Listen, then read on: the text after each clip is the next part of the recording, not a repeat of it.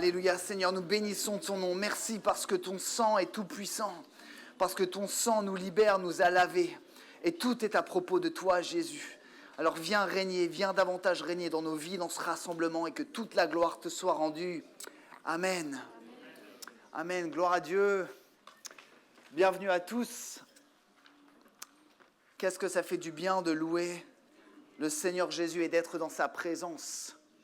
Merci au Saint-Esprit parce qu'il nous parle, parce que nous ne devons pas nous satisfaire simplement d'un petit rayon de soleil. On doit être, permettez-moi l'expression boulimique du Seigneur Jésus en fait. Toujours plus, toujours plus, toujours plus. Toujours plus de Jésus dans notre vie. Ne nous satisfaisons pas. Comment allez-vous ce matin ? Très bien. Ça va ? Est-ce que tu as demandé à la personne qui était à côté de toi comment tu vas ce matin ?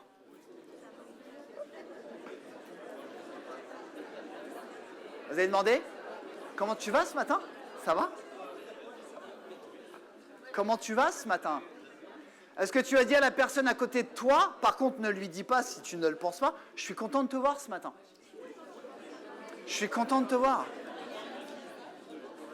Je suis content de te voir. Happy to see you.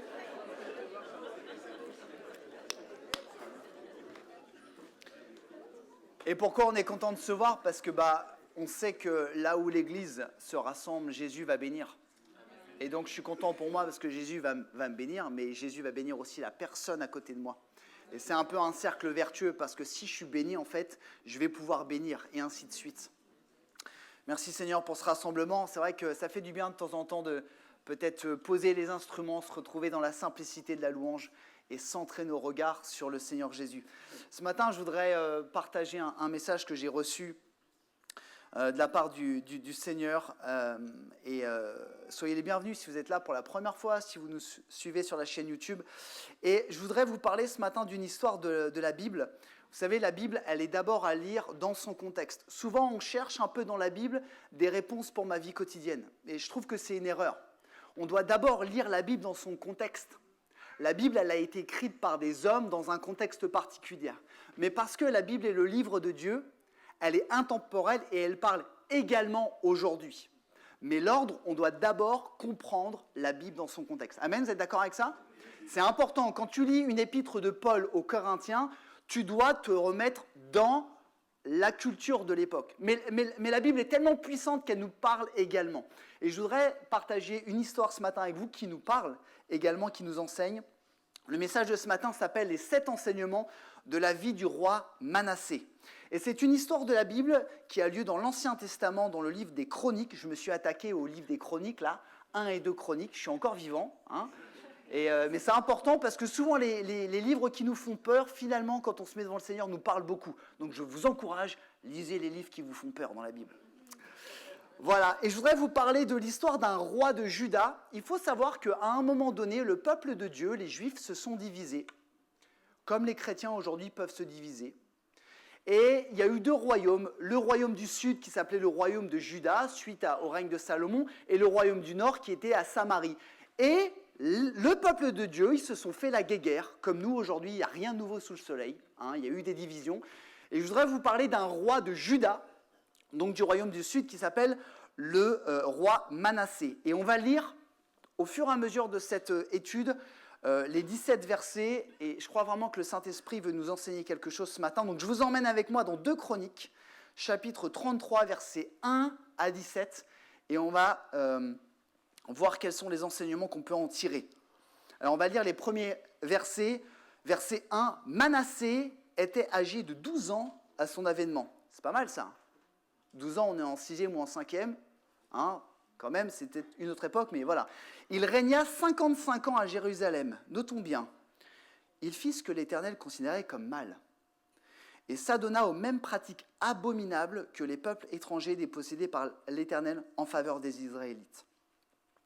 Il rebâtit les hauts lieux. Je m'arrête, c'est quoi les hauts lieux ? Les religions païennes avaient l'habitude d'offrir des sacrifices à leurs divinités sur des collines, donc, qui étaient élevées. Donc, il rebâtit des hauts lieux. Que son père Ézéchias, qui était roi de Juda, qui était un bon roi, avait démoli. Il érigea des autels au Baal, les dieux de l'époque, et dressa des poteaux sacrés à la déesse Ashéra. il se prosterna devant tous les astres du ciel et leur rendit un culte. Il construisit des autels païens dans le temple de l'Éternel. Malgré cette parole de l'Éternel, c'est là à Jérusalem que j'établirai pour toujours ma présence. Il érigea des autels en l'honneur de tous les astres du ciel dans les 2 parvis du temple de l'Éternel. Il alla même jusqu'à brûler ses fils, sacrifices humains, pour les offrir en sacrifice dans la vallée de Ben-Himon. Il consultait les augures, les devins et les magiciens. Il installa, ça veut dire il reconnut officiellement dans son gouvernement. Quand on installe quelqu'un, on installe un ministre. Il installa des gens qui évoquaient les morts et qui prédisaient l'avenir. Il multiplia les actes que l'Éternel considère comme mauvais. Et il l'irrita de cette manière. À votre avis, est-il un bon croyant?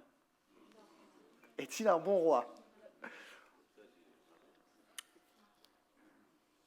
Et c'est le premier enseignement.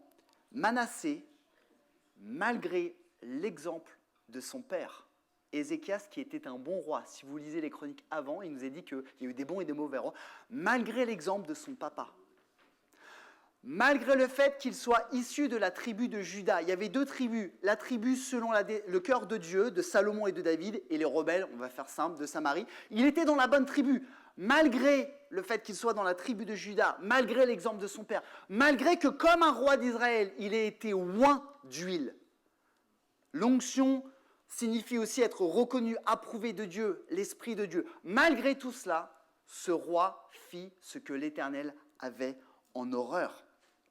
Le premier enseignement de ce passage nous montre que nous avons beau connaître la voie, nous avons beau avoir des exemples. Peut-être que tu as la chance que ton papa et ta maman, ton frère, ta sœur, peut-être, sont des disciples de Jésus.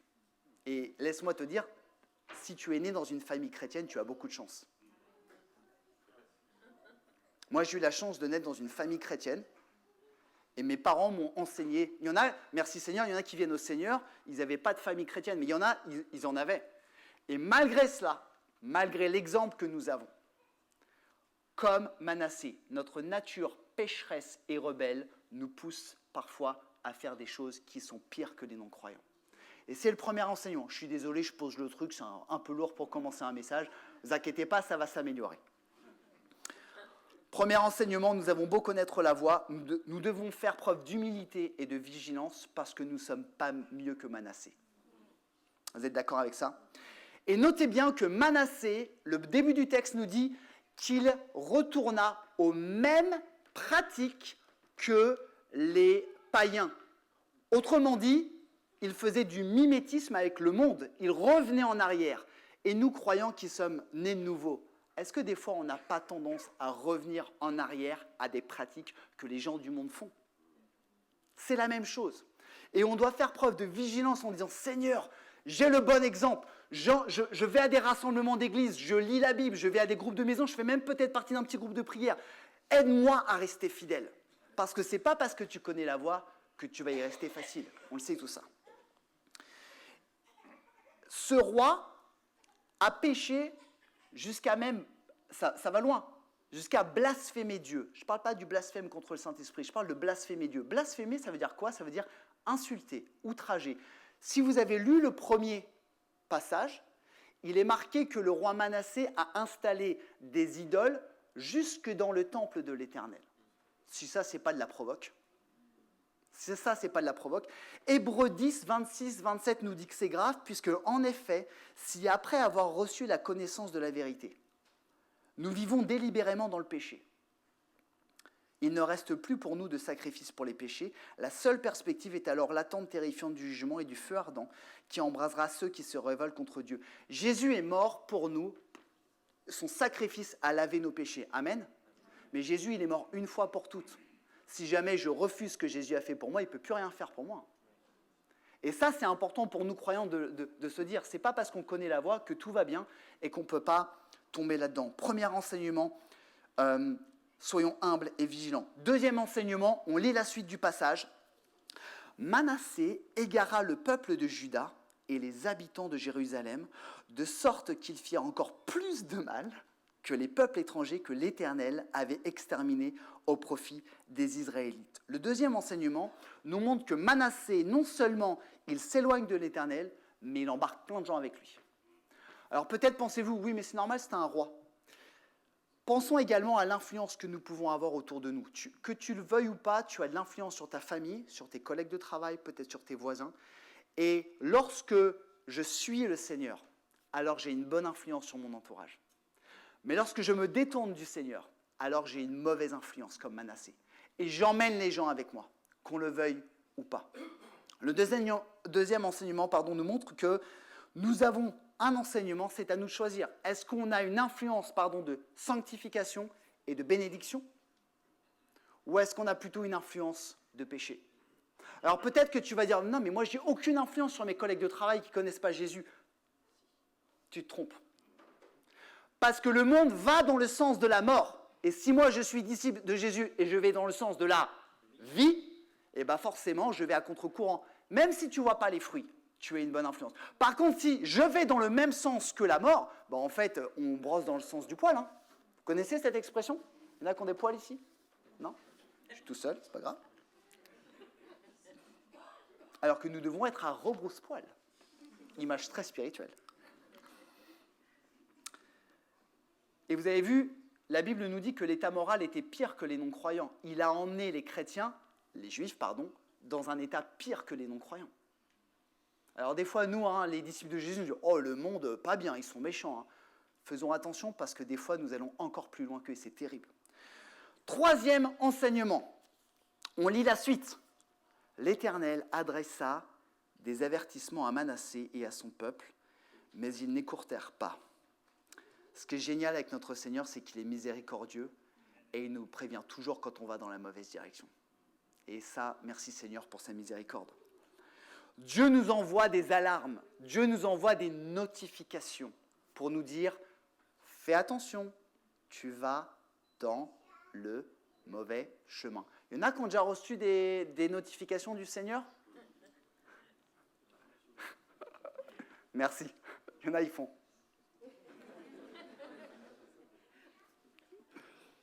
Il est tellement bon que le Seigneur nous dit, et c'est chronologique, le Seigneur nous dit, attention, t'engage pas. On y va. Le Seigneur nous dit, attention, tu es sur le chemin. Et on va encore plus loin, le Seigneur nous dit, t'y es déjà. Et le Seigneur est tellement bon, tellement miséricordieux, que le roi Manassé a beau faire quelque chose d'horrible, le Seigneur envoie, il les prévient, à l'époque c'était par les prophètes, qu'il ne va pas dans le bon sens. Malheureusement, le peuple est rebelle, le roi est rebelle, il ne l'écoute pas. Et l'enseignement, le troisième enseignement pour nous aujourd'hui, c'est de dire que quand nous n'allons pas dans le bon chemin, le Seigneur est tellement bon qu'il nous envoie des alarmes, des notifications. Quelles sont ces notifications? Le Seigneur utilise toujours des paroles de prophétie aujourd'hui. Quand dans nos rassemblements, un frère ou une sœur soumet une parole, une image qu'il a reçue, c'est peut-être un moyen pour Dieu de te parler. Le Seigneur va t'envoyer des notifications quand tu vas lire sa parole, quand tu vas entendre un message, quand tu vas écouter un chant de louange, à travers un frère ou une sœur qui va venir te voir et qui va te donner une parole d'encouragement, pas de jugement, d'encouragement. Le Seigneur nous prévient, mais souvent, comme Manassé, nous n'écoutons pas. Je vais même encore un petit peu plus loin, dans la suite des chroniques. Il nous était parlé après du roi Josias. Il est dit dans 2 chroniques, je crois que je ne l'ai pas marqué, oui, je l'ai marqué. L'Éternel, leur Dieu, le Dieu de leurs ancêtres, leur envoya très tôt et sans se lasser des messagers, car il voulait épargner son peuple et sa propre demeure. Dieu est tellement bon qu'il envoie des alarmes très tôt. Nous, souvent, quand quelqu'un va se planter, qu'est-ce qu'on dit? Je le laisse se planter et il apprendra. C'est pas vrai? Oh, les hypocrites, il n'y a que moi qui pense ça. Non, laisse-le faire, tu verras. Hein, c'est pas vrai? Le Seigneur est tellement bon qu'il dit non, tu vas te planter, mais très tôt, je te le dis. Et le Seigneur est bon et il nous dit, peut-être que ce matin, peut-être que cette semaine, il va te dire, tu ne vas pas dans la bonne voie, je veux te le dire avec amour. Troisième enseignement, le Seigneur nous montre ça. Mais il n'écoute pas. Quatrième enseignement, on lit la suite de l'histoire du roi Manassé. Alors l'Éternel fit venir contre eux les généraux du roi d'Assyrie, qui capturèrent Manassé. Ils lui mirent des crochets au nez, alors ça dépend des versions, ce qui est dit, des crochets, ou voilà. Ils l'attachèrent avec des chaînes de bronze et l'emmenèrent à Babylone. Quatrième enseignement ce matin, quand nous n'écoutons pas les notifications, les alarmes du Seigneur, quand nous nous rebellons contre lui, il y a forcément des conséquences dans notre vie. Et il y a forcément une captivité dans notre vie. Lorsqu'un croyant ou une croyante se rebelle contre Dieu et ne suit pas sa voie, il ou elle subit automatiquement les conséquences de ses décisions. Il devient, j'ai même envie de dire, il redevient parfois captif du péché. Pourquoi ? Parce qu'en fait, je m'éloigne de Dieu. Quand je suis proche du Tout-Puissant, le Dieu au-dessus de tous les dieux, l'Éternel des armées, je suis sous sa protection. En fait, quand je m'éloigne de Dieu, je ne suis plus sous sa protection.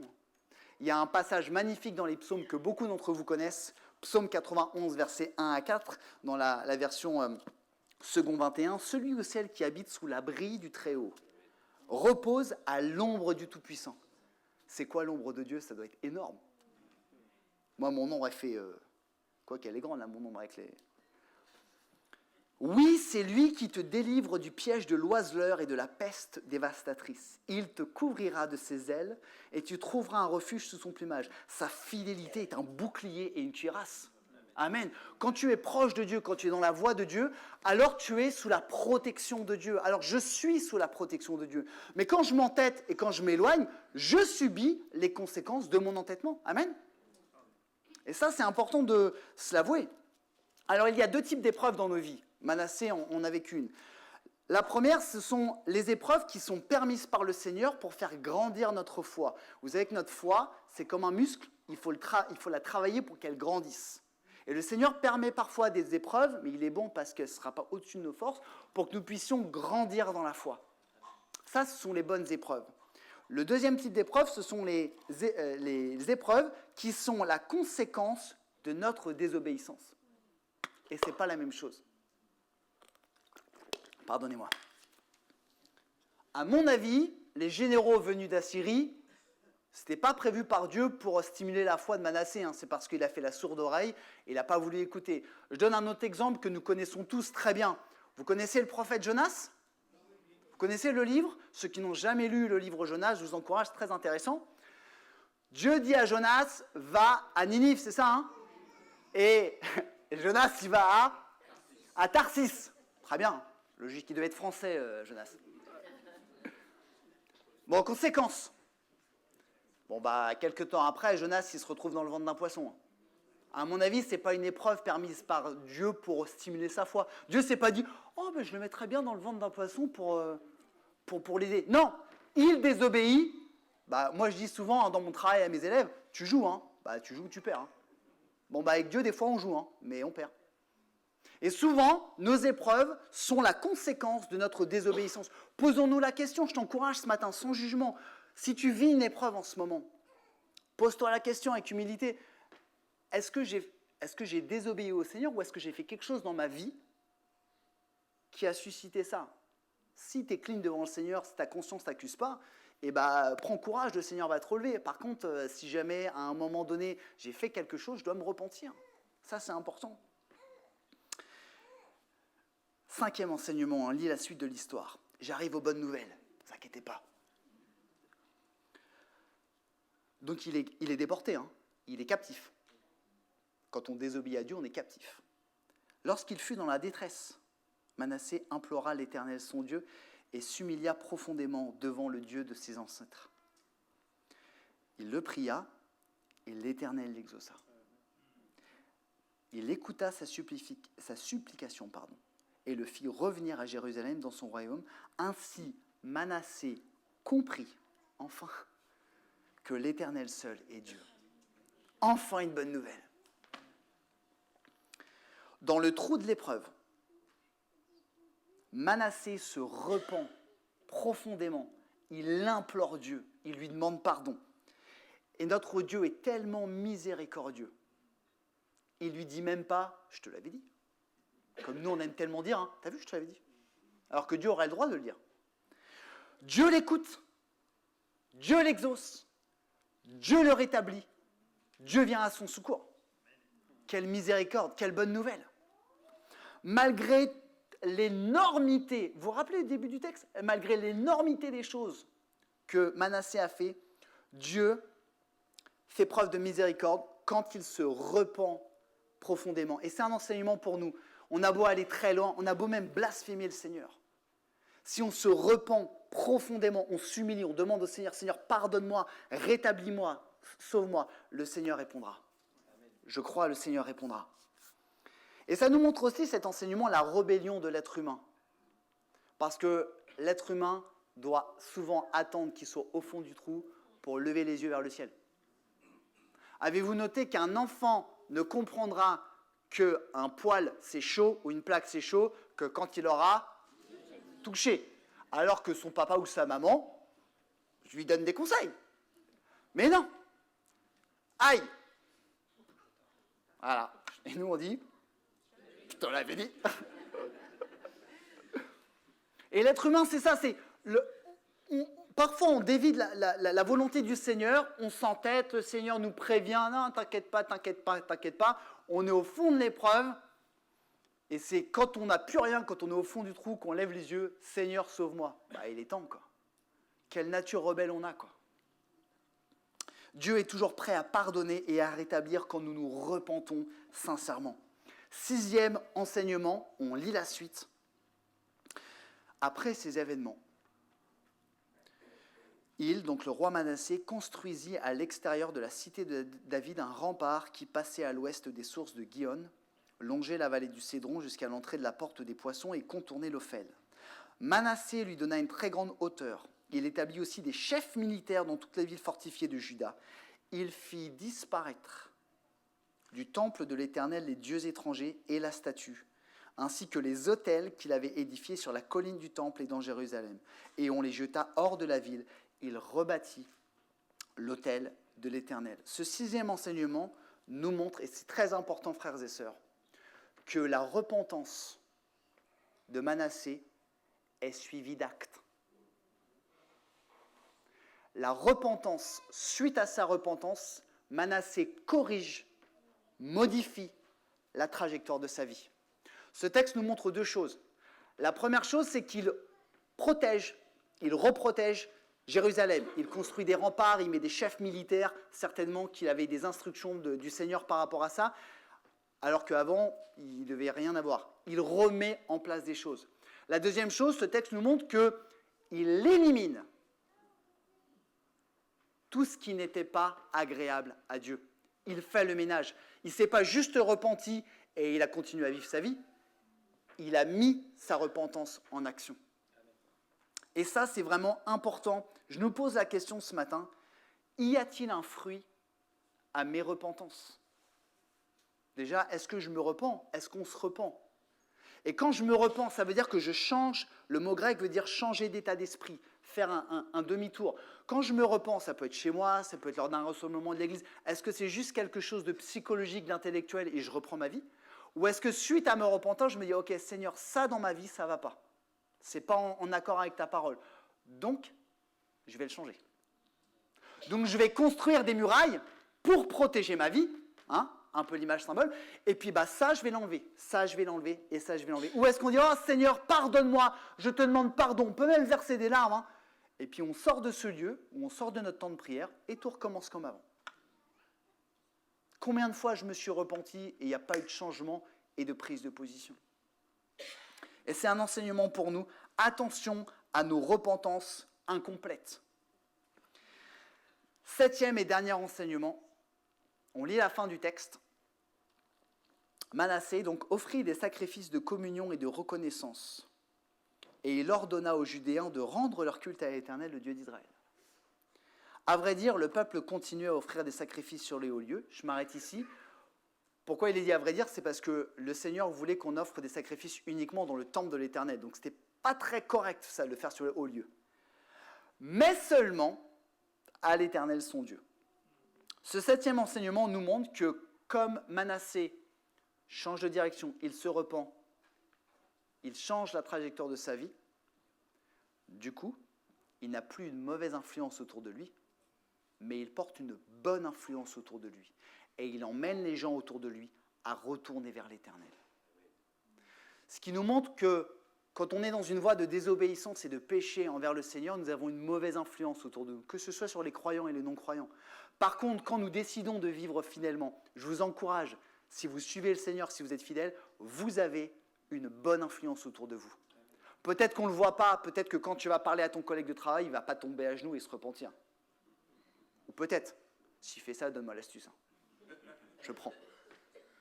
Mais sache que si tu es fidèle à Dieu, le Seigneur, le Saint-Esprit, dans le domaine invisible, t'utilise pour être une bénédiction. Tu ne vois peut-être pas les fruits, mais crois-le, parce qu'il y a le monde visible et il y a le monde invisible. Hein. Et il y a des combats dans le monde invisible. Et quand on suit le Seigneur, alors comme Manassé, on a une bonne influence, que ce soit sur l'Église, les frères et sœurs, ou que ce soit sur les non-croyants. Et je voudrais conclure sur ces 7 enseignements. Je voudrais nous les rappeler. Le premier enseignement nous montre que, conformément à la vie de Manassé, on a beau être un enfant de Dieu, on a beau connaître la voie, on a beau eu des enseignements, on a beau lire la Bible et tout ça, notre nature rebelle nous pousse toujours à nous éloigner de Dieu et nous devons faire preuve de vigilance et d'humilité pour ne pas dévier. Le deuxième enseignement nous rappelle que lorsque nous nous éloignons de Dieu, nous portons une mauvaise influence autour de nous.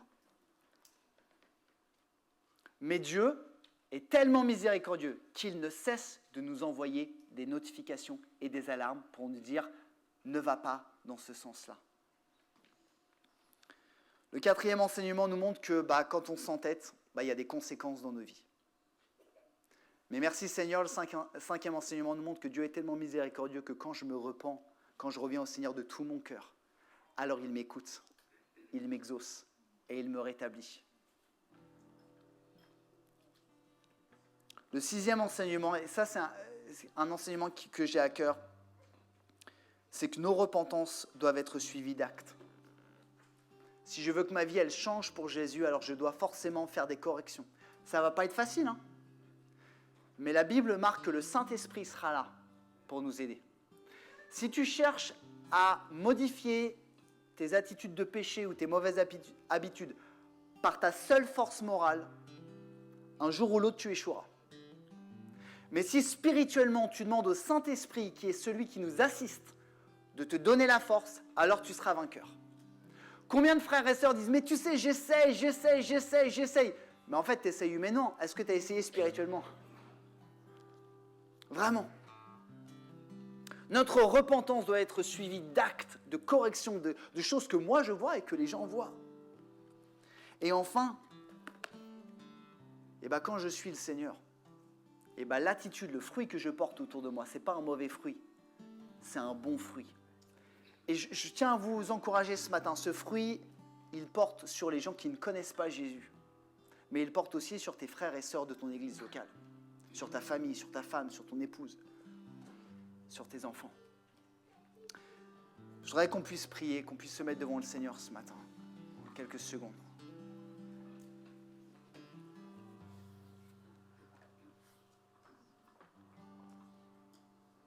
Alléluia.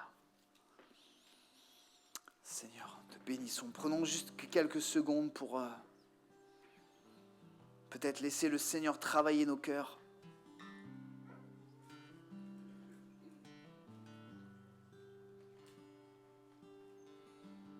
Et je prie ce matin que peut-être si le Saint-Esprit vous a parlé à travers peut-être un de ces points, que vraiment dans la liberté, nous puissions revenir au Seigneur. Le Saint-Esprit appuie toujours sur les points peut-être un peu névralgiques de nos vies, mais il fait toujours avec amour. Et c'est à nous de pouvoir ouvrir la porte et nous repentir.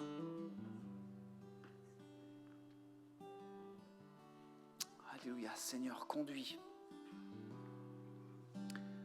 Oh Seigneur, notre Dieu, Seigneur Jésus, on veut d'abord te demander pardon pour notre nature qui est si imparfaite, Seigneur, et notre capacité à nous éloigner, à nous rebeller contre toi, Jésus. Je te demande vraiment pardon pour ma vie. Et malgré le privilège que nous avons d'avoir ces enseignements, et c'est parfois difficile, Seigneur, je te prie vraiment de bénir mes frères, mes sœurs, mes amis, peut-être qui sont là, ceux qui nous suivent à distance, Seigneur, que tu puisses nous garder au creux de ta main, que tu puisses nous aider à rester fidèles. Et Seigneur, je te prie que tu puisses ouvrir nos oreilles si dans notre vie, nous allons dans la mauvaise direction. S'il te plaît, Seigneur, aide-nous à à recevoir tes instructions, Seigneur, et à corriger. Et si nous nous rebellons et nous sommes peut-être dans l'épreuve, Seigneur, aide-nous à nous repentir et à changer notre vie, à changer nos actes, parce que nous savons que tu es un Dieu miséricordieux. Et quand un malheureux crie, l'Éternel l'entend. Quand un malheureux crie, l'Éternel l'entend et il le délivre de toutes ses détresses.